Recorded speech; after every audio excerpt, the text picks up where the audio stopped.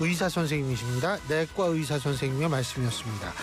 자, 신율의 뉴스 정면 승부 4부 정면 인터뷰에서 만나볼 분은 국립외교원의 민정훈 교수입니다. 지금 전화 연결돼 있습니다. 교수님 안녕하세요. 안녕하세요. 예. 오늘 이제 우리나라 시간으로 새벽 1시 15분부터 정상회담이 시작이 되는데, 그죠? 예. 일단 1시 15분부터 우리 시간입니다. 새벽 1시 15분부터 45분까지는 공개되면 우리도 어떻게 중계 방송을 볼 수 있을지 모르겠어요. 우리도 볼 수 있을 거라 생각하고 있습니다. 네. 그래서 우리 언론들도 보도를 하고요. 미국 언론을 통해서 보도가 될 거고 주요 언론사에서도 동시 통역을 해서 할 거기 때문에 YTN도 하지 않겠습니까? 그래서 볼 수 있을 거라 생각하고 있어요. 전 뭐 직원이 아니니까 잘 모르지만 근데 이게 제가 이제 남아공 대통령하고 정상회담 하는 걸 보거나, 예? 아니면 젤렌스키 대통령하고도 이렇게 정상회담 할 때 보니까 이 30분이 중요한 것 같더라고요. 이때 그냥 상대방의 일종의 기선제압을 좀 하려고 하는 것 같은데, 교수님 어떻게 보세요? 그런 특성이 좀 많이 보여줘요. 그래서 G타임이라고 그러고 Z타임이라고 해가지고 예. 굉장히 주목을 많이 받고 있는데요. 근데 이제 우리 같은 경우에는 남아공이라든지 우크라이나하고는 좀 사안이 좀 다르기 때문에 남아공 같은 경우에는 트럼프 대통령이 백인 우월주의라든지 인종 갈라치기를 많이 하고 있기 때문에 그런 부분을 한번 국내 정치적으로 강조하고 싶은 의도가 있었던 것 같고요. 젤렌스키 대통령 같은 경우에는 러시아 우크라이나 전쟁에서 우크라이나를 압박해서 트럼프가 대통령 원하는 대로 전쟁을 빨리 끝내려는 목적이 있었고, 그런 부분을 좀 강하게 언론 앞에서 표출하고 싶었기 때문에 J.D. 벤스 부통령을 활용해가지고 그런 모습이 보여줬던 거거든요. 근데 우리나라 같은 경우에는 그럴 위인이 없는 거죠. 그렇기 때문에 핵심 동맹국이기도 하고요. 그리고 대미 투자를 많이 하는 국가이기 때문에 트럼프 대통령 입장에서는 한국과 어떤 성공적인 정상회담을 통해 가지고 국내 정치로 홍보할 수 있는 그런 숫자를 원하기 때문에 그러한 어떤 외교 참사 같은 게 일어나지는 않을 거라고 생각을 하고 있습니다. 혹시 그 전략적 유연성 있잖아요. 예. 그걸 통한 중국 문제를 건드리지 않을까, 뭐 이런 이 예상도 하시는 분들이 있는 것 같은데 어떻게 보세요, 교수님은? 트럼프 대통령이 중국 견제에 공감대를 갖고 있긴 합니다만, 트럼프 대통령의 어떤 우선순위에는 중국 견제 외교안보 측면보다는 한미 관계에서 대미 투자라든지 국방비 증액이라든지 국내 정치적으로 뭔가 홍보할 수 있는 숫자를 더 우선순위를 부여하고 있는 것 같아요. 그래서 대미 투자 액수를 늘리라는 하워드 로트닉 상무장관이 이제 우리 측에 대한 압박수도 있었다, 언론 보도가 나오는 것처럼 그런 부분은 트럼프 대통령의 의중을 반영하는 거라고 생각을 하고 있고요.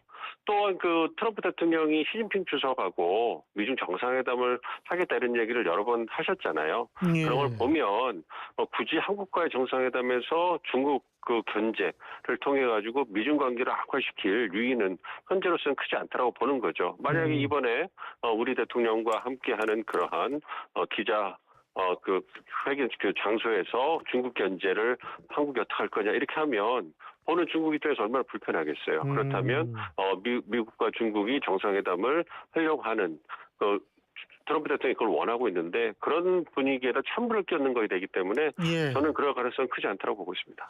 그리고 또 한 가지 제가 교수님께 여쭤보고 싶은 게, 아니 원래 대통령 미국 가면은 비서실장 우리나라에 있거든요. 예? 근데 이게 비서실장도 가고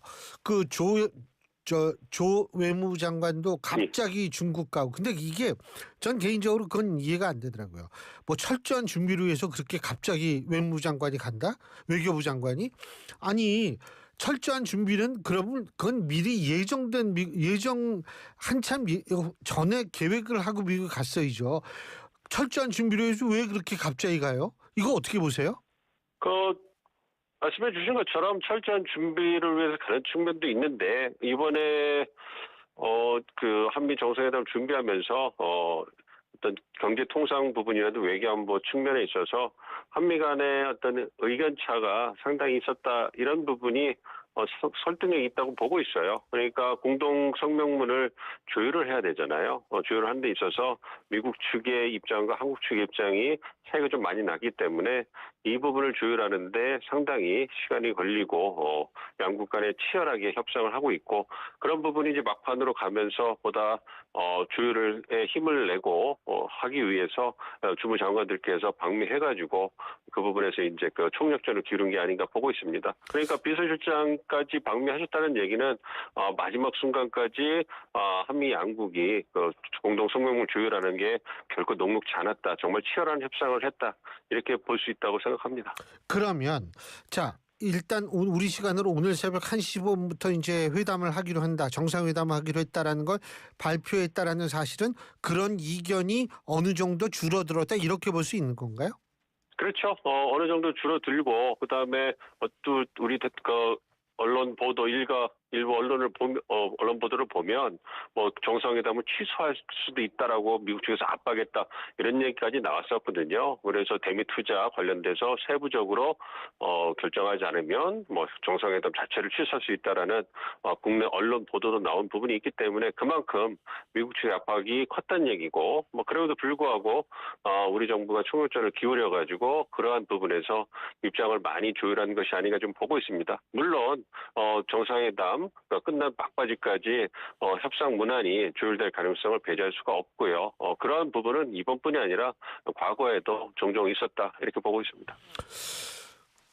이번에는 좀 어떻게 구체적으로 문서로 이렇게 그 모든 합의 내용을 좀 어떻게 정리할 수 있을까요? 아니 지난번에 관세 협상 때는 그렇지 않으니까 이게 이 사람 얘기 다르고 저 사람 얘기 다르고 이렇게 된 거 아니겠어요? 어떻게 보세요? 그럼 관세 협상 같은 경우에는 정치적 합의였기 때문에 그래서 프레임워크를 만드는 틀을 만드는 거였지 구체적인 내용을 만들기에는 시간이 터무니없게 부족했잖아요. 예. 그렇기 때문에 그런 부분에서 일단 틀을 만들어 놓고 추후에 실무 협의를 하자 이렇게 이제 합의를 한 거였고요. 정상회담 위에 나오는 공동 성명 같은 경우에는 뭐 양자 협상이기도 하고요. 그리고 이제 그 재반 분야에 거쳐서 한미 협력을 갖다가 강화해 나갔다 이런 부분에서 어떤 정상 차원에서 합의를 하는 거기 때문에 크게 뭐 실무적으로 그 수치가 들어가거나 구체적 내용이 들어가지는 않습니다. 그렇기 때문에 과거의 정상회담 그 공동 성명문처럼 이번에도 다방면에 걸쳐 가지고 한미가 어떻게 협력을 증대해 나갈 것인가 그런 부분을 확인하는 공동 성명이 될 건데 한미동맹이 포괄적 전략동맹이 되면서 협력 분야가 굉장히 넓어졌잖아요. 그래서 상당한 분량의 공동 성명이 나오지 않을까 예상을 하고 있습니다. 자 이제 하나씩 여쭤볼게요. 첫째, 쌀하고 소고기 문제 다시 들고 나올까요? 어떻게 보십니까?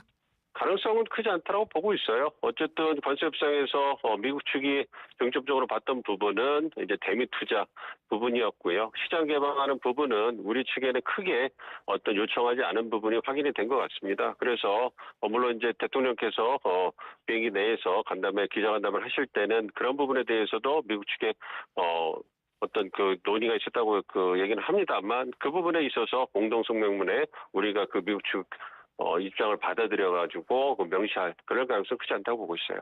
예. 자, 둘째. 일단 주한미군의 역할과 전략적 유연성 문제를 미국이 들고 나올 가능성이 큰 거 아니겠어요? 그죠? 네, 그렇습니다. 어떻게 보세요? 이거는 어떻게 정리가 될까요? 아무래도 주한미군의 전략적 유연성 부분에 대해서 주요 의제가 될 거라고 보고 있고요. 지금까지의 어떤 진행된 상황을 갖다가 규동령해 보면 주한미군의 규모 이런 부분보다는 주한미군의 역할 확대 이 부분에 대해서 이제 양국 간의 논의가 되고 그 부분이 이제 그 주한미군이 인도태평양 지역에서 주로 뭐 남중국해라든지 대만의 부분에서의 할 수 있는 역할에 대해서 이제 그 상징적으로 공동 성명문에 명시할 가능성이 꽤 있다고 보고 있어요. 그렇기 때문에 이번 공동 성명문에 대만 해협에서의 어떤 그 항해의 자유라든지 안정과 평화를 위해서 양국이 협력하고 노력한다. 이 정도의 어떤 그러한 공동 성명문이 나오지 않을까 보고 있습니다. 자, 한 가지 더. 지금 규모는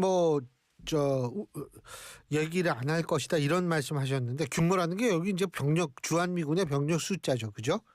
그렇습니다. 예, 근데 제가 이제 교수님께 여쭤보고 싶은 게 이 다영역 임무군이라고 해서 MDTF인가 뭐 이거 있지 않습니까? 예, 멀티 디멘션 예. 그거 그 다영역 임무군을 동아시아에 만드는데 총사령부는 일본에 두고 우리나라는 대대급만 이렇게 둔다 뭐 이런 얘기가 있는 것 같은데 맞습니까? 아이디어 차원에서 나온 거라고 생각을 하고 있고요. 좀 예. 지켜봐야 될 것 같습니다. 아까 예.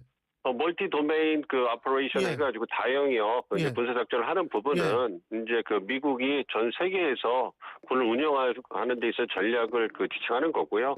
그러니까 미국이 이제 그 변화는 어떤 국제 안보 환경에 보다 적극적으로 대응하기 위해서 군을 탄력적으로 쓰기 위한 그러한 그 군사작전을 얘기하는 거고요. 그러한 큰 틀에서 지역군을 그러니까 인도태평양 지역에 있어서의 그러한 군사작전을 그 하기 위해서 인도태평양 사령부가 핵심이 되는 거고요. 거기 밑에 이제 주한미군과 주일미군이 들어가는 형태가 될 겁니다. 그래서 그 구체적인 방안에 대해서는 지켜봐야 되긴 하겠습니다만 어쨌든 미국이 어떤 군사작전의 혁신을 개혁을 위해서 그러한 다영역 작전을 준비하고 있는 것은 사실이라고 보고 있지만 주한미군이 주일미군 밑에 들어간다. 이 부분에 대해서는 확인되지 않았고 그게 중요해서 여쭤봤습니다. 예. 아니 그렇게 되면 주일미군의 중요성은 높아지고 주한미군의 중요성은 상대적으로 좀 덜하기 때문에 여기에서 병력 감축 얘기가 나오게 되지 않을까 이 걱정에 대해서 한번 여쭤본 거였거든요. 예. 뭐 그런 부분에 대해서는 그 걱정하지 않으셔도 될 것 같고요. 어쨌든 주한미군이 하는 역할과 주일미군이 하는 역할이 다르기 때문에 그런 부분에서는 저희가 분리해서 봐도 큰 염려는 없다고 봅니다. 그렇군요. 이번에 그 또 한 가지는 뭐냐면 방위비 문제도 지금 거론이 되잖아요. 그건 어떻게 보세요? 그러니까 그것이 이제 방위 분담금 버든 쉐어링으로 나올는지 아니면 국방비 증액, 그 디펜스 코스트를 늘리는 부분으로 나올지는 지켜봐야 될 것 같아요. 근데 지금까지는 국방비 둘의 증액 차이도 문제로 간단하게 설명이 좀 해주세요. 예. 그러니까 국방비 증액이라는 것은 GDP 대비 우리가 국방비를 전체 예산에서 어느 정도까지 쓸 것이냐. 예. 이게 지금 한 2.32% 되는데 나토 같은 경우에는 5%까지 놀려라 뭐 이런 식으로 합의를 했다고 하잖아요. 그래서 우리에게도 2.32%인데 3.8%까지 올리라고 올릴 것을 요청했다라는 미국 내 언론 보도도 나온 부분이 있거든요. 그래서 그런 부분을 이제 미국 측이 강하게 요청할 수 있는 것이 국방비 증액인 거예요. 그래서 우리 총 예산 대비 국방비를 좀 늘리는 부분. 그걸 통해 가지고 어떤 군사 역량을 강화해서 한반도 안보, 방위는 한국이 주체적인 역할을 해라. 이것이 이제 미국의 요청인 거고 방위 분담금은 잘 아시는 것처럼 주한미군을 유지하는 데 있어서 들어가는 우리가 기여하는 그런 그 비용 분담을 말하는 거고 그 트럼프 대통령이 지금 한 저희가 1조 5천억 정도 되는데 그걸 갖다가 10조까지 올려라. 한 9배 정도 올려라. 이런 것을 작년 대선 캠페인 때 얘기를 많이 했잖아요. 그래서 그런 부분이거든요. 그런데 지금까지는 국방비 증액에 대해서 많이 논의가 됐고 방위 분담금 얘기는 많이 얘기가 나오지 않았기 때문에 이번에도 국방비 증액 부분에 있어가지고 미국 측이 특정하게 수치를 뭐 3%가 됐던 3.8%가 됐던 이거를 요청할 거로 생각하는데 우리 입장에서는 받아들이기가 쉽지 않은 부분이 있거든요. 왜냐하면 우리는 나토 동맹과 다르게 꾸준하게 국방비 증액에 오는 어떻게 보면 모범적인 동맹의 역할을 해왔기 때문에 그런 부분에서 지속적으로 우리가 점진적으로 국방비를 증액한다라는 그러한 합의 정도가 이루어지지 않을까 예상하고 있습니다. 그리고 이재명 대통령이 미국 가기 전에 일본을 먼저 방문하지 않았습니까? 그래서 한일 정상회담을 가졌는데 이것이 트럼프 대통령의 시야에 좀 긍정적으로 비춰질 가능성이 있을까요? 어떻게 보십니까? 트럼프 대통령 개인의 눈에 긍정적으로 보인다. 이거는 좀 지켜봐야 될 것 같고요. 그렇지만 워싱턴 정가에 비치는 인식은 굉장히 긍정적일 거다 이렇게 보고 있어요. 한국과 일본, 즉 한미일 협력에 대한 미국 워싱턴 정가의 그러한 그 의지가 굉장히 강하거든요. 그렇기 때문에 그런 부분에서 한국과 일본, 특히 한국이 선제적으로 이제 일본을 먼저 찾아가지고 관계 개선을 위해 노력했다 이런 부분은 미국 워싱턴 정가는 상당히 긍정적으로 보이고 그래서 진보 정부인 이재명 정부가 들어왔어도 미국과 일본과의 관계를 중시한다라는 것을 행동으로 보여준 그런 좋은 사례가 되기 때문에 일본뿐만 아니라 미국에서도 긍정적으로 받아줄 거고 그렇기 때문에 이것이 이번 한미 정상회담을 긍정적으로 마무리할 수, 성공적으로 마무리할 수 있는 마지막 역할을 할 수 있지 않을까 이렇게 기대를 하고 있습니다. 그리고 저 교수님은 외교 쪽으로 잘 아시니까 좀 여쭤보는데 이 대통령이 말이에요. 예? 미국 방문했는데 어디서 자느냐 이게 중요합니까? 그러니까 이게 국빈 방문이냐 예. 아니면 실무 방문, 공식 방문이냐 예. 실무 방문이냐 이런 부분의 차이가 있는 거거든요. 그러니까 국빈 방문을 하셨으면 당연히 백악관에서 제공하는 숙소에서 주무실 텐데요. 그것이 아니고 이번에 공식 실무 방문이기 때문에 차이가 있다고 의전상의 차이가 있다고 보시면 적절하다고 생각하고 있습니다. 그러니까 아니 일부 유튜브나 뭐 이런 데서 뭐 왜 블레어하우스에서 안 자냐 아니 이 공항에 연전 나간 인사가 미국 사람은 한 사람밖에 없다 뭐 계속 이걸 가지고 얘기를 하는데 사실 이게 그렇게 큰 의미가 있느냐라는 생각이 들어서 여쭤본 거예요. 예. 의전도 중요하죠. 의전도 중요하고 근데 실무 방문 때는 대부분 공식 실무 방문 때는 대부분 한 사람밖에 안 나오더라고요. 그렇습니다. 그래서 예. 우리나라만 미국이 홀대할 이유가 없지 않겠습니까? 그래서 정해진 그 프로토콜 의전 절차에 따라서 영접을 하는 거기 때문에 차이는 없다 이렇게 생각하고 있고요. 그 부분에 대해서는 우려하지 않으셔도 될 거라고 생각합니다. 그죠? 아니, 야, 그것도 숫자 세 보는 사람도 있어요. 야, 이거 미국 사람 몇 명 나왔나 이러고. 그래요. 마지막으로 지금 한미 정상회담 처음으로 열리는 건데 어떻게 앞으로 트럼프 스타일이면 자주 한미 정상회담을 가질 수 있을 거라고 보십니까? 그렇게 생각을 하고 있습니다. 그래서 이번 정상회담이 저희가 의제 부분에 많이 집중을 하고 있지만 예. 그것과 더불어 중요한 것이 정상 간의 신뢰를 형성하는 중요한 계기를 만드는 것이거든요. 예. 트럼프 대통령이 정상 간의 신뢰를 굉장히 중요시하잖아요. 예. 그렇기 때문에 이재명 대통령과 트럼프 대통령이 케미가 잘 맞는다라는 것을 이번에 좀 확인을 해줘야 되고 예. 여기에서 트럼프 대통령이 좋은 인상을 갖게 된다면 그러면 정해진 정상회담보다 더 많이 만날 기회를 만들 수 있기 때문에 그런 측면에서 이번 정상회담이 신뢰 형성을 위한 좋은 계기가 되기를 기대하고 있습니다. 예, 알겠습니다. 오늘 말씀 잘 들었습니다. 고맙습니다. 예, 감사합니다. 예, 지금까지 국립외교원의 민정훈 교수였습니다. 똥따라똥똥똥 똥똥따라똥똥똥